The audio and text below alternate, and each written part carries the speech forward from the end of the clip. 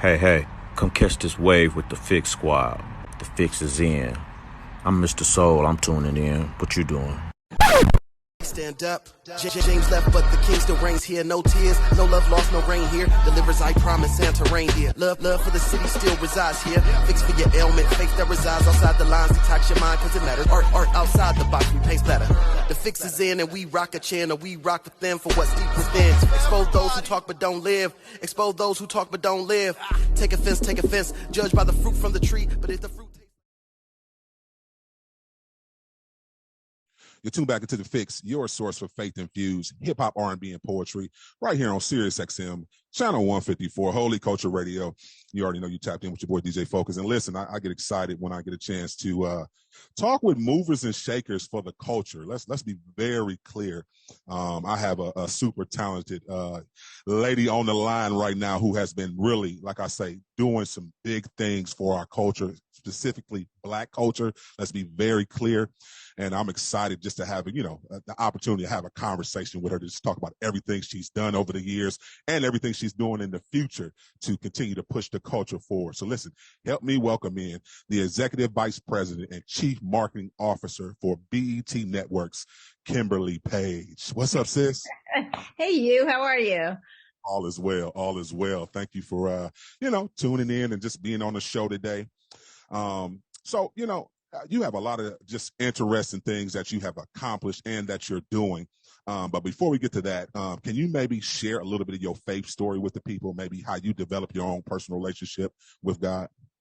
Yeah, absolutely. Obviously, I grew up in my mother was a prayer warrior.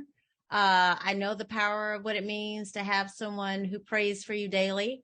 And quite honestly, I walked my path from an early childhood. I grew up in Atlanta, but I walked my path knowing that there's a deep, deep, deep sense of covering and faith that I felt even at a small age. And I know many, many times, despite, my own personal discipline and how I try to show up, that, it's been a combination of many, many things that have covered me, guided me, and more importantly, have put me in rooms sometimes above and beyond where my skill sets were. Sometimes, I was probably overqualified for some of the rooms, but I do believe that it was really a function of my own spiritual faith and belief. And the other part is putting in the good work. And so, I often say, no matter where I work, I know who I serve. That's been the centering point for me, because titles come and go, companies come and go. But if you are centered in who you are, and I am definitely a child of God, no one could come at me at different levels. And I think it baffled many of them, quite honestly, because there was always this strong foundation of confidence and grace. And they often was like, we can't shake her. Like she's just not shook. And it was really because, I didn't place my value and my worth within the context of what I do. And I think that is, sadly not the case for many, that they really believe that their worth is centered around the title that they have, or even the company that they work with. And I think, for me, that has been the guiding principle that has allowed me to really work in the ebbs and flows of, the world and the marketplace in which we operate. Mm-hmm. That's good. Listen, and I'm in full agreement. A lot of people miss that part of the spiritual aspect and God's favor over you. So yes, absolutely. So listen, what or who were some people that kind of inspired you to be the leader that you are? Because I was looking over everything you've accomplished, everything you've done. Like, who were some of your inspirations growing up that kind of inspired and shaped you into who we see right now? Yeah, so I think many, and in that, I know that I am blessed. The tribe is vast and deep.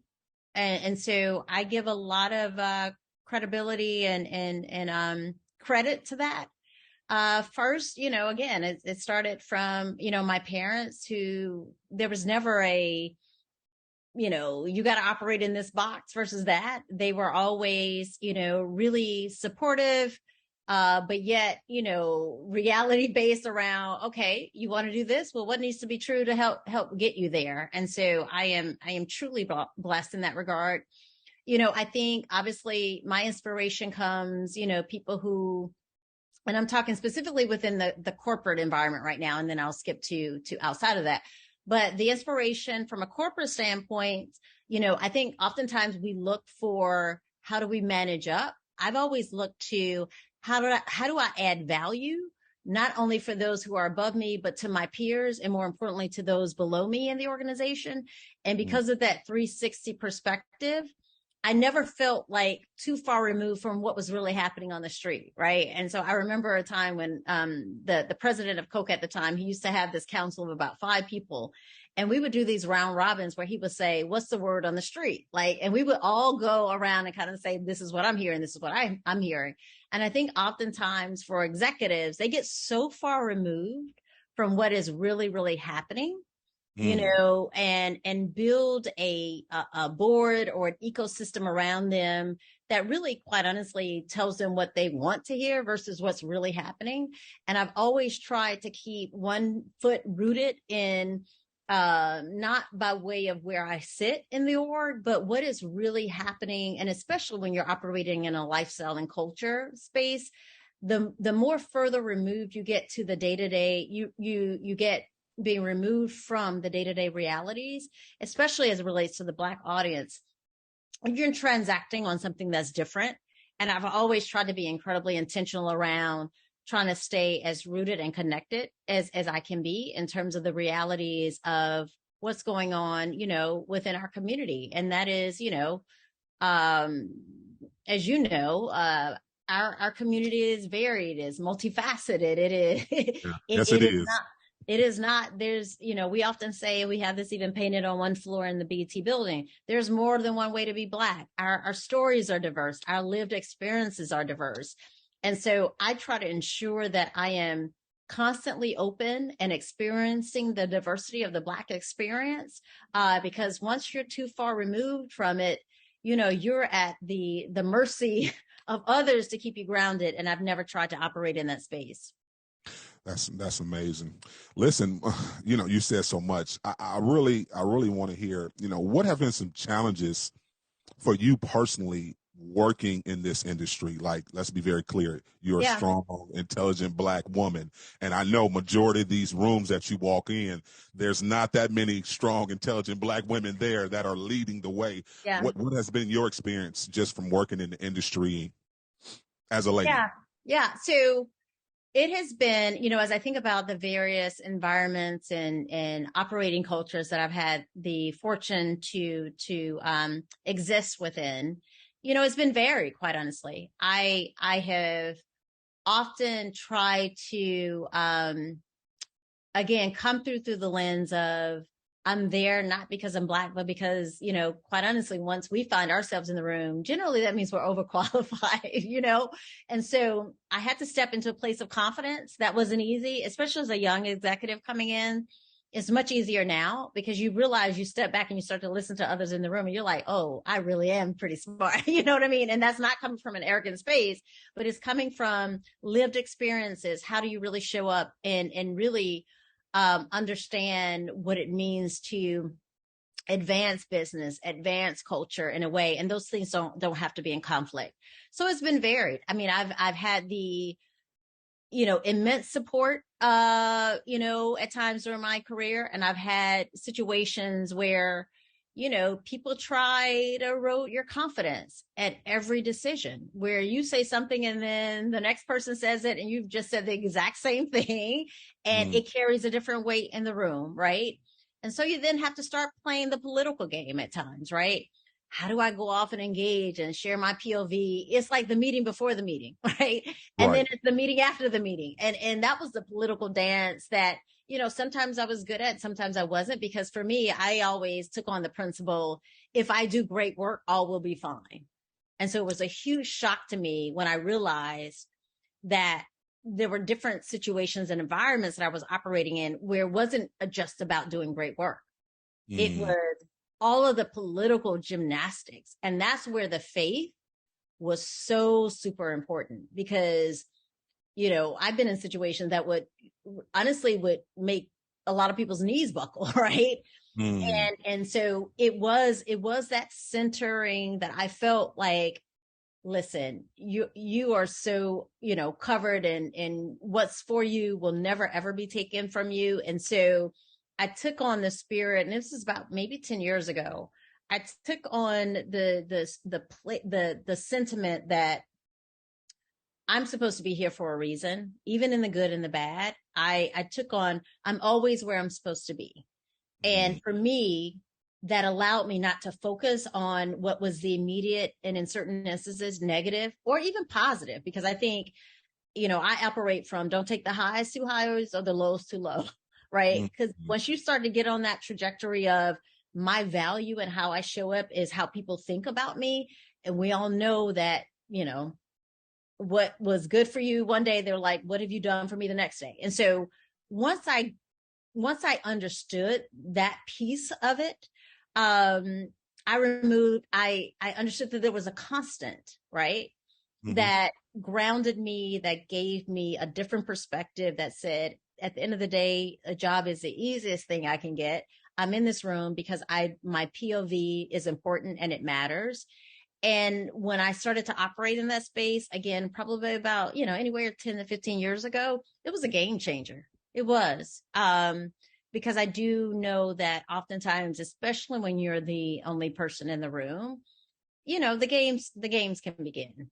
And you got to be centered and grounded in something that is so bigger than that immediate space that you find yourself in at that time. No, I agree. I'm curious, how do you keep where's the balance in your mental health? We talk about mental health awareness all the time on the show, and I know it has to be some days like I can only imagine, seriously. So like, you know, what do you do just to kind of keep your mental health intact? You know, do you meditate? Do you exercise? Go ahead.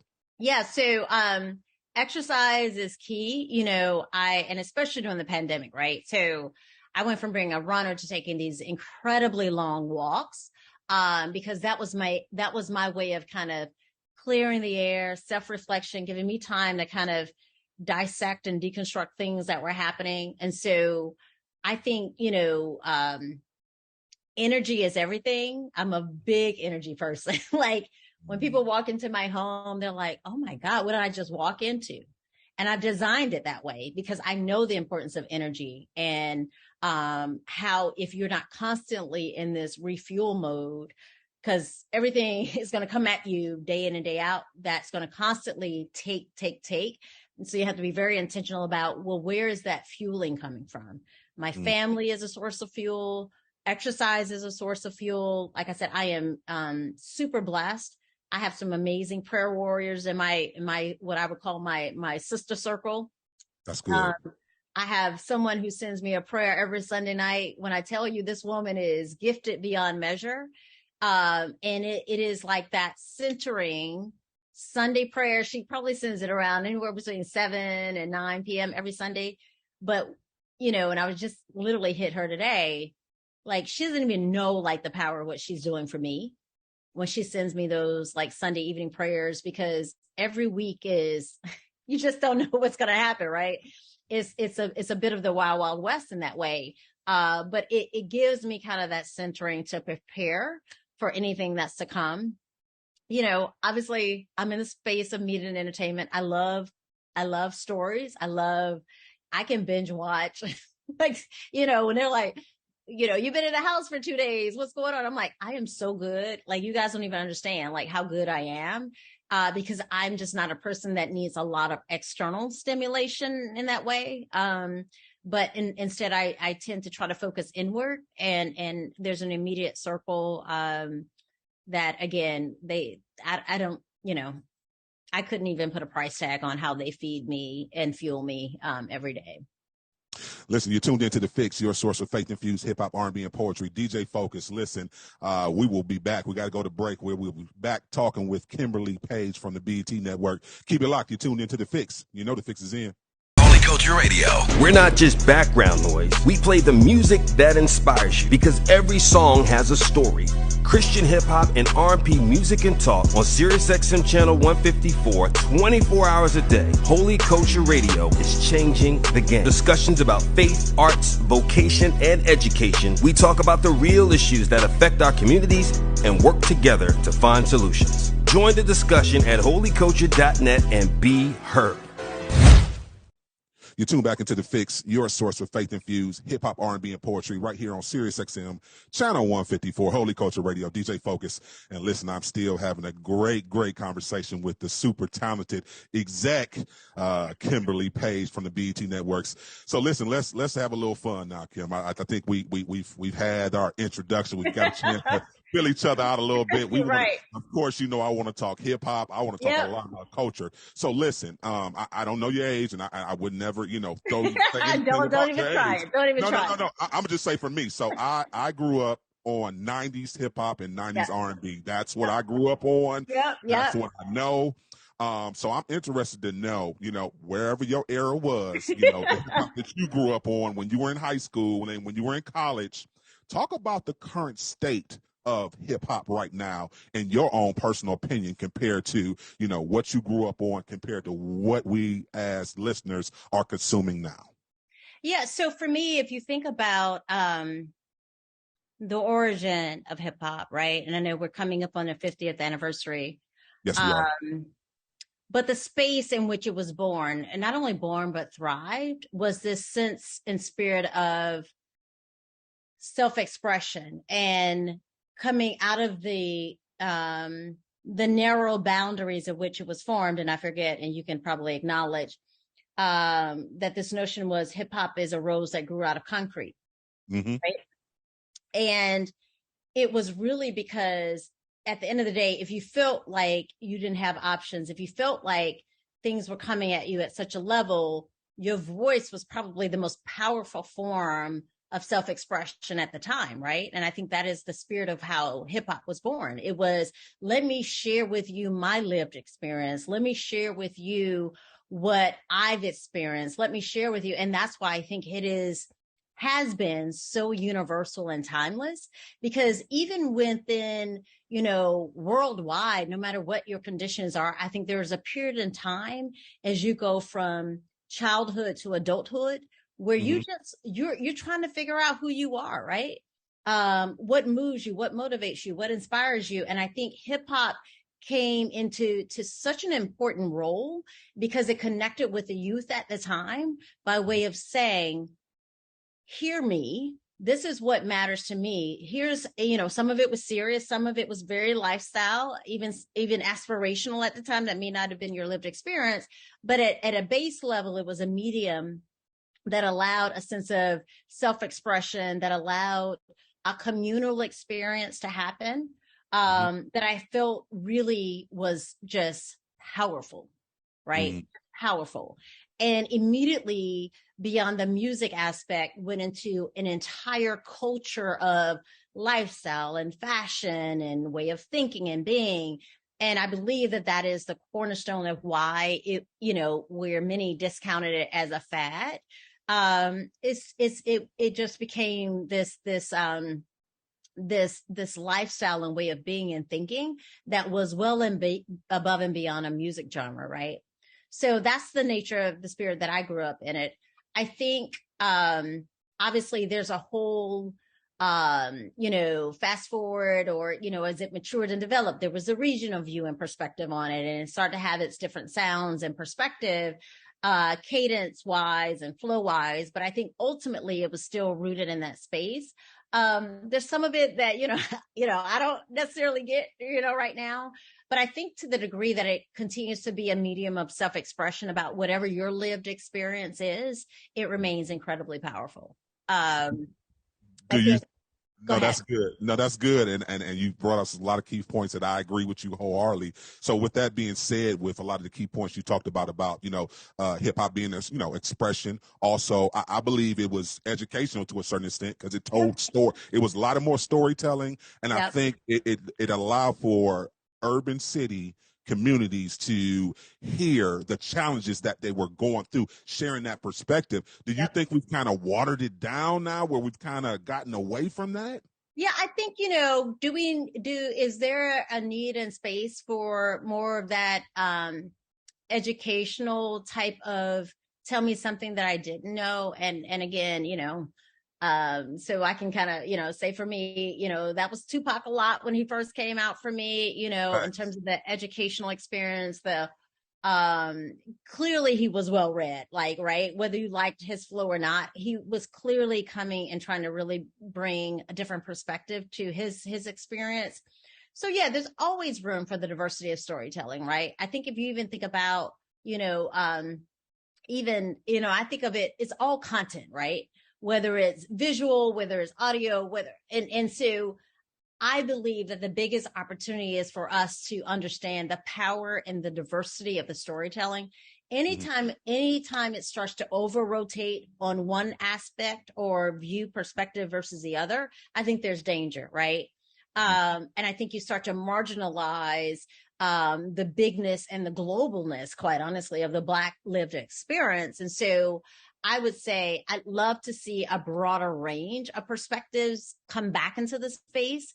I feel like it feels, at least by way of from a commercial play, right? It feels like it has started to go in a very specific direction versus the other.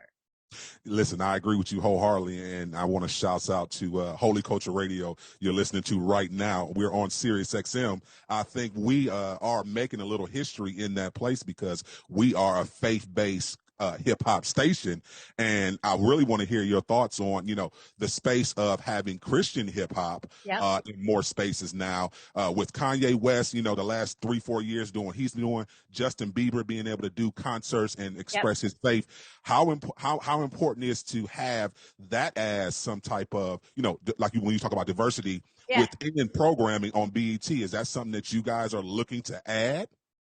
I think it's really smart, right? And I think it is because as we think about, and ideally, it is a reflection of how do we stay lockstep with, and oftentimes, how do you get in front of the evolution of a community? And I think once a community ceases to evolve, it dies, right? And so for me, love where the space is going. If you think about Maverick City and what they're doing right now, selling out arenas, like that is huge. And I think it really speaks to a bigger undercurrent by way of people wanting to have a musical experience that fuels you, feeds you, obviously, the whole entertainment value of it. And so to answer your question, absolutely, yes. I think there's more space in the Christian hip hop space, as it is across any storytelling, right? I think there is, again,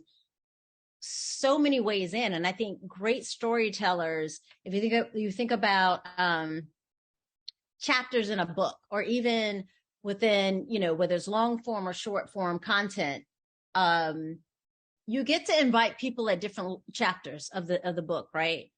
And that's the power and beauty of, I think, kind of Black culture, is if we can bring along others within, somebody may come in at this chapter because that resonated with them. Another person may come in at this verse because that resonated with them. And the more that we can tell these, diverse and holistic stories about our experience, the better. And so I think there's always space for diverse storytelling. Listen, I know the 37th annual Stellar Awards were on BET, and I was excited. I actually was there at the live taping. Listen, can you talk about that experience and just being able to continue to just show inspiration and more faith content on BET, the main network? I think that's very powerful. Yes. So, when you think about Sunday's Best and all of the spiritual content that we've had over the years, we're constantly trying to think about what's next in that space and how do we continue to operate in that space. So I'm excited about a couple of ideas that we have on the table, because quite honestly, at scale, no one's really tapping into that audience at scale by way of a broadcast level, right? Yes. And so I think there's huge opportunity for us to continue to participate in that space in a real and meaningful way. People have had a different take on it. A number of shows that we've recently launched on BET Plus tap into the zeitgeist by way of spirituality and what happens within kind of the Black church, if you will. But yeah, that's a deep space for us. We're thinking about certain opportunities by way of podcasts.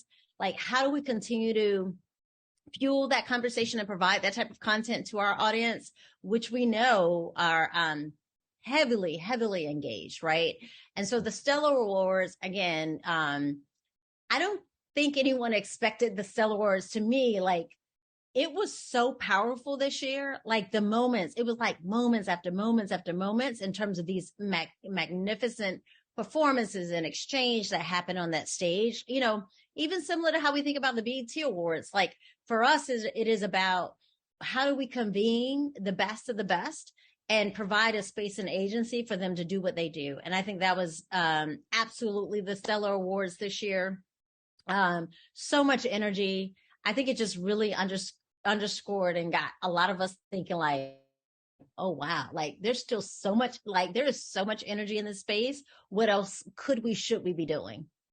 Yeah, absolutely. I definitely would love to talk to you on another time. I have great ideas and suggestions too as well. Listen, do you think, so I know this one is kind of tough, but right.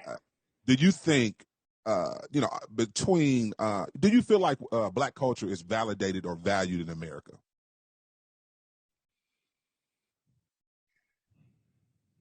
Value is different, right? I think what I say often is, at BET, as we go into our 43rd, 44th year coming up, for us, Black lives have always mattered. And so if you think about Bob Johnson and why he started BET, one, he was a businessman, so he knew the value of Black culture if no one else didn't, right? And I think, creating this space and place for us to be seen, celebrated, recognized, quite honestly, as I think about our purpose, it's not what we do. Obviously, we provide content and we try to provide compelling experiences. But the other really, really important piece to our mission is to change outcomes for our community. And so we value, I think, what I say often, and I've mapped this, we've done the numbers on it. Everyone's chasing Black. I say, whether you sell wine or widgets, everybody knows the power of Black culture. Now, whether they value it is a very different thing, but they know the power and the influence of it. And so oftentimes I say, they want our rhythm. They don't want our blues. Right. Like, they want to dip the toe on the good stuff, but they don't really want to change outcomes.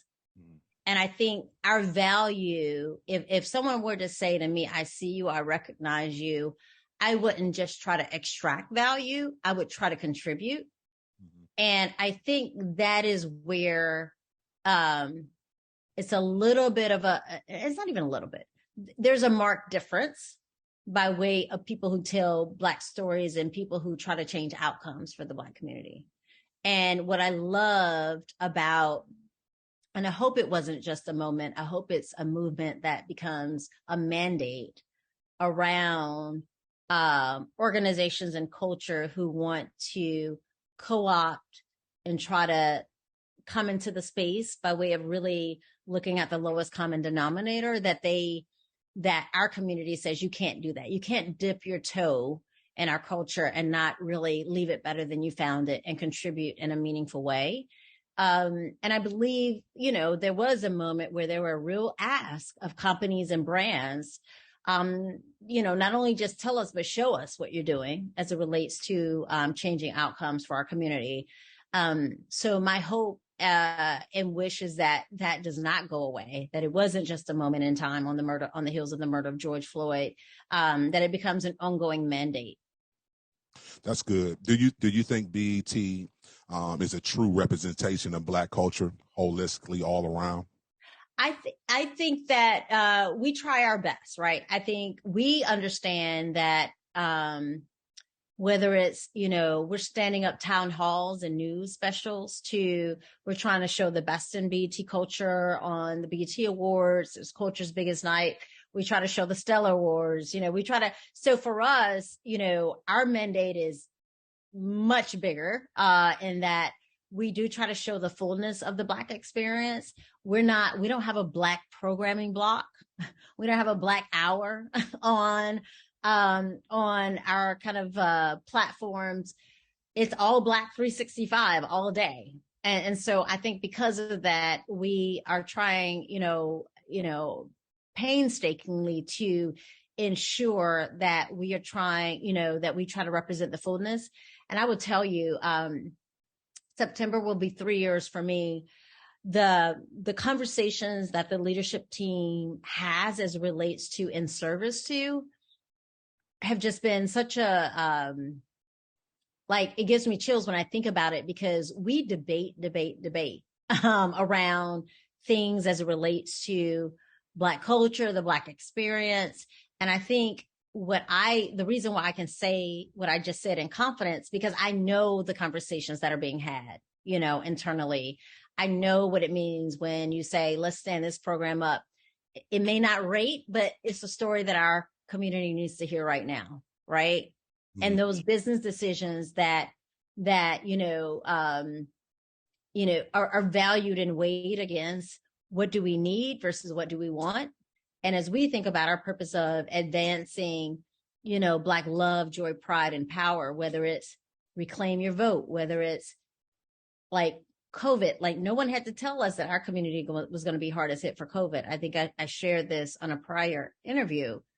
We know our Black audience better than others. So when you say you have a right, work from home, well, 20% of our population even have that choice. When you say pre-existing conditions, well, we know that's our community by way of some of those health conditions. When you say those are going to be hardest hit, live in high density living conditions, like nobody had to tell us that. Like we immediately, within about 7 days of COVID, said our community is going to be hard hit. We picked up the phone, our leadership team, we started raising money. In about 8 to 10 days, we raised about $20 million. And it was just about, 10 people picking up the phone, calling, saying, I need money, we need money. And we gave it to roughly 44 organizations, and obviously high Black skewing, cities, to organizations that were on the front line. Nobody had to tell us to do that, right? It's just what we do because those people are our families, our people, right? So we didn't have to, obviously within 2 weeks, the reports started coming out about the disproportionate rates, right? For Black people and overall people of color. And we were like, yeah, catch up. We knew that, a week in, like you didn't have to tell us that. And so those are the moments that continue to provide a sense of pride and fuel for us.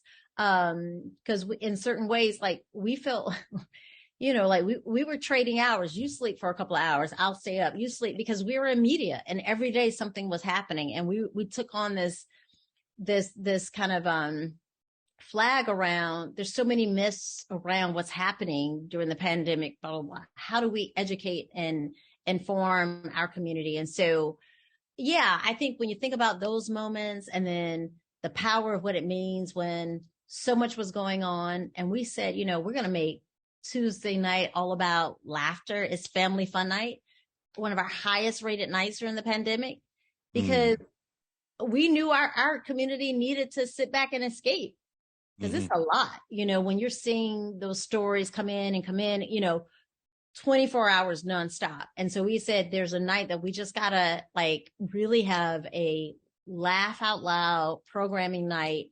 And it was one of our highest performing nights during the thick of the pandemic, because we knew the conditions in which we were living in, right? And so we said, if we can provide 2.5, 3 hours where you can just sit back with your family and just kind of, laugh a bit and kind of really just, take a bit of a beat to disconnect.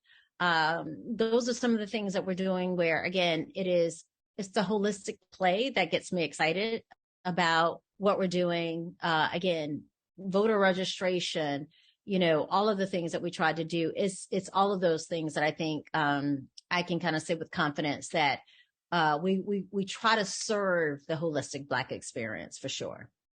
That's good. Do you find yourself trying to, or just the network itself trying to find the balance in putting out the content? And we know right now, just, the high numbers are showing that, people like drama more. But does that, no, that's just the reality. Let's be very clear. It is. Our culture like dramas more. But does that hurt it? Do you feel like that hurts us at all at some points when you have too much of the drama or sometimes some of the over sexualized shows or something? Yeah. I mean, obviously, I am a Black woman and I'm a mother, right? And so, yeah, I think anything is, if it's only that, it's too much, right? Again, it goes back to, we are at our best when we can show the diversity of our lived experience. I think even if you don't live it, the exposure to different perspectives and experiences is important, which is why it's so fundamental for the notion of picking up a book and reading. Like, if you can't see it, or at least read it, you don't know it exists. And so, which is why, even showing Black executive leadership, I can't, tell you how many people reach out saying, oh my gosh, like I have this passion for what you do. I don't turn those calls down. I know the importance of what it means, a high school student who's deciding they wanted to get into marketing and blah, blah, blah, and want to know kind of how I manage. We have to be that conduit for our community at large. And so, I take, we often say, that's a serious responsibility and obligation. And so there's a lot, in the pipeline, and also a lot that we're doing that I think gives us hope to continue to kind of serve that role and purpose. If you could change, last question, Kim, before I get you out of here, if you could change one thing, if you had the power to change one thing within our culture, what would it be? Yeah, I'd love for people to love Black people as much as they love Black culture. So you think it's a lack of unity, or are you saying it's a lack of unity? No, I'm just saying in general, right? Like, you want our music, you want all of our like the low comment, and I'm saying broadly, not just Black people. Okay. But if people love Black people as much as they love Black culture, honestly.